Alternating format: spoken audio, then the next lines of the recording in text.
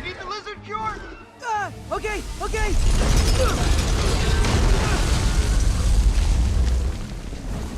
Where's the box, Peter? Flint, we can help everyone. I don't care.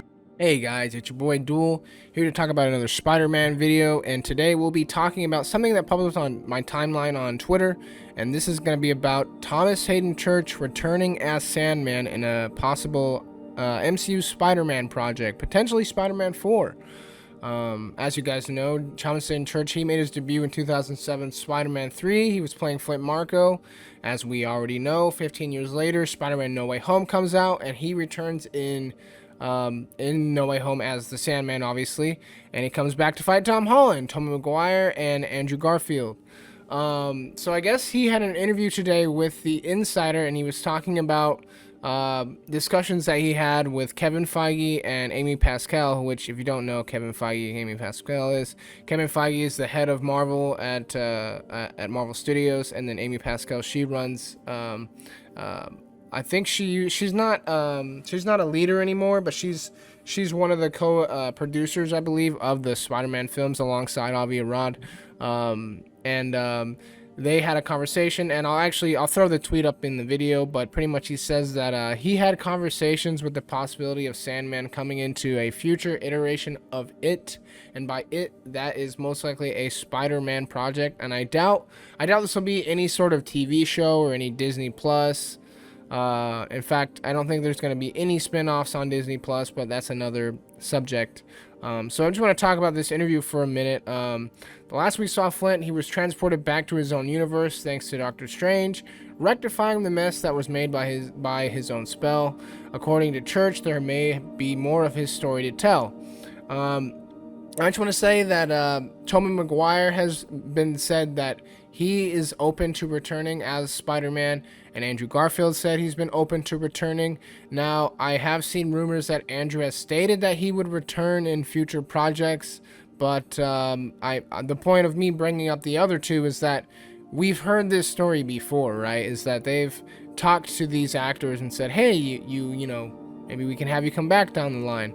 And even Norman Osborn, I can't think of his name, Willem Dafoe. Even Willem Dafoe has come back and said that he might return down the line. And it's always been an open-ended statement, and it's been very vague. And I think they do that on purpose so they don't bite themselves in the butt. And if there is something down the line that they decide they want to do, they don't get in trouble for it. So they just say, you never know, maybe yes, maybe no, maybe never, but never say never, right? In this case, we're talking about Thomas Hayden Church, which is a little bit of a surprise, and also not at the same time, because this is Sony we're talking about, and they seem to want to do these things with these villains, quote unquote, where they're anti-heroes. It's ironic because these villains that they've picked, they haven't really been anti-heroes. In their comic run, they've been straight villains, and then they kind of make them more relatable and more hero-like in these movies that they've made. And I'm talking about Venom, I'm talking about Morbius, and now soon I'm going to be talking about Kraven. But as far as the Sandman goes, he's always sort of had a real, true anti-hero arc. He started off as a good guy that made some bad choices, and he got himself into a rut. So then he started stealing from banks and becoming a robber, and then he accidentally fell into this experiment where he becomes a Sandman in Spider-Man 3, as we saw. With that, so I guess my point being is, like, he's this man that had a daughter. He's just doing things for his daughter. He's not out to be a bad man. He didn't mean to do what he did. It just kind of happened. He even accidentally kills Uncle Ben, obviously, but he wasn't out there trying to kill people and murder people and you know, steal for the sake of stealing. He was just trying to better his life with his daughter and improve the life for his daughter. Now, and when we saw him in No Way Home, his arc is a little weird, and I'd say him and the Lizard probably had the weakest arcs in No Way Home as far as their return goes.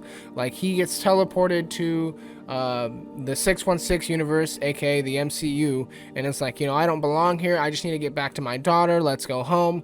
And then midway through the movie, he kind of is just like, I don't care anymore. I don't care. I'm just going to kill Spider-Man. Spider-Man's got me here, so I'm just going to be crazy. There's really no rhyme or reason for any of that happening. So this could be a way for them to rectify that, to close his arc for good. Now I don't know what that looks like. I mean, in this instance, it looks like they're talking about Spider-Man 4 or maybe a future movie. As far as any more future movies with Tobey where they involve the Sandman, I highly doubt that'll happen, but I just thought it was kind of interesting that they even had a chat with him, and he pretty much says that John, and actually I'll just quote it here, he said, John and I and Amy, Pascal, and he's talking about John Watts, the director, and Kevin, we all had a lot of conversations. And I would say that conversations have been had about the possibility of Sandman coming into a future iteration of it. And as we mentioned before, we don't know what that's going to be. It could be Spider-Man 4, could be 5, could be 6. It could be another spin-off movie. We really don't know.